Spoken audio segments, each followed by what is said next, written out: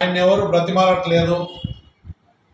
YSRTP party కానీ జగన్మోహన్ రెడ్డి గారి మద్దతు మాకు అవసరమే లేదని పచ్చి అబద్ధాలు మాట్లాడుతూ ఆయన ఆదినారాయణ రెడ్డి చేస్తున్నటువంటి విధానం, ప్రతి విషయంలో కూడా ఉన్న వాస్తవాలను కూడా వక్రీకరించి బురదల్లే కార్యక్రమం పనిగా పెట్టుకున్నాడు. ఈరోజు కూటమి నాయకులు అభ్యర్థించినారని జగన్మోహన్ రెడ్డి గారు కూడా పత్రికా ప్రకటన మూలకంగా చెప్పడం జరిగింది. ఇవన్నీ కూడా ప్రజలకందరికీ కూడా తెలుసు. కానీ మీ మద్దతే వాళ్ళ పార్టీ కూటమేమో కోరుతా ఉంది, మీ మద్దతే మాకు అవసరం లేదన్నట్టు ఈయనే బీజేపీకి సుప్రీం అయినట్టు ఇక్కడ ఆదినారాయణ రెడ్డి గారు స్టేట్మెంట్ ఇస్తూ అటు పార్టీకి నష్టం జరిగే విధంగా ఆయన మాట్లాడుతున్న విధానం చూస్తే చాలా ఆశ్చర్యం కలుగుతూ ఉంది. ఆదినారాయణ రెడ్డి గారికి ఒక ఎమ్మెల్యేగా బాధ్యత గల ఉన్నతమైన స్థానంలో ఉన్నప్పుడు మన వాస్తవాలు మాట్లాడాలా.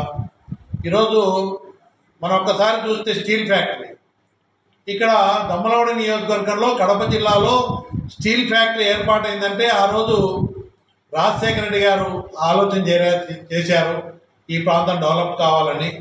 తర్వాత ఆయన తనయుడు జగన్మోహన్ రెడ్డి గారు ఒక ముఖ్యమంత్రిగా స్టీల్ ఫ్యాక్టరీ తీసుకొచ్చేదానికి ఈ ప్రాంతంలో ఫౌండేషన్ వేసి స్టీల్ ఫ్యాక్టరీ నిర్మాణం కొరకు కావాల్సిన అన్ని అనుమతులు కూడా తీసుకొచ్చినటువంటి పరిస్థితి ప్రజలందరికీ కూడా తెలుసు.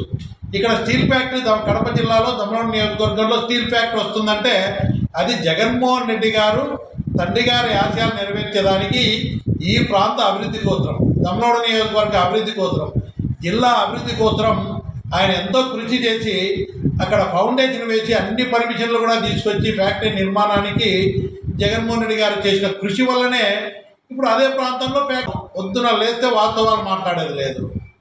ఈరోజు కృష్ణా జలాలు రాయలసీమ ప్రాంతానికి, దమ్మలవాడ నియోజకవర్గానికి, అదేవిధంగా ఇక్కడ ప్రాంతాలకు పులివెందలకు కానీ ఈరోజు గాలేరి నగరి ద్వారా కానీ హంద్రి నీవ ద్వారా కానీ నీళ్ళు వచ్చినాయంటే తప్పకుండా ఆ రోజు రాజశేఖర రెడ్డి గారు చేసిన కృషి. ఎందుకంటే 11,000 క్యూసెక్స్ మాకు అవసరమే లేదు. కూటమి నాయకులు అడిగినారు, మీ నాయకులు అడిగినారు, మరి ఆదినారాయణ రెడ్డి పర్మిషన్ లేకుండా తీసుకొని అడిగినారని కోపమో ఏమో తెలియదు. కానీ ఆయనకు కూటమి నాయకులు ఆయన అధిష్టానము ఆదినారాయణ రెడ్డి నన్ను అడగకుండా ఎట్ట అడిగినారు మీరని ఏమన్నా కోపం ఉందేమో. వాళ్ళ నాయకులతో మాట్లాడుకోవాలా.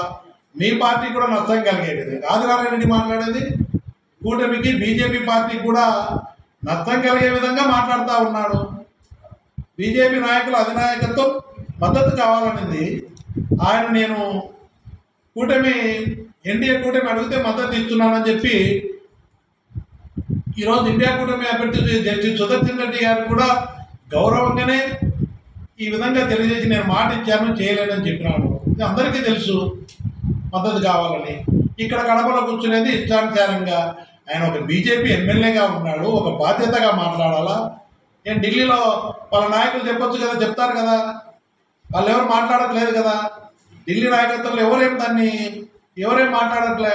ఈయన కడపలో కూర్చొని ఢిల్లీలో తీసుకున్న నిర్ణయాన్ని ఈయన కడపలో కూర్చొని వ్యతిరేకిస్తూ ఉన్నాడు ఆదినారాయణ రెడ్డి.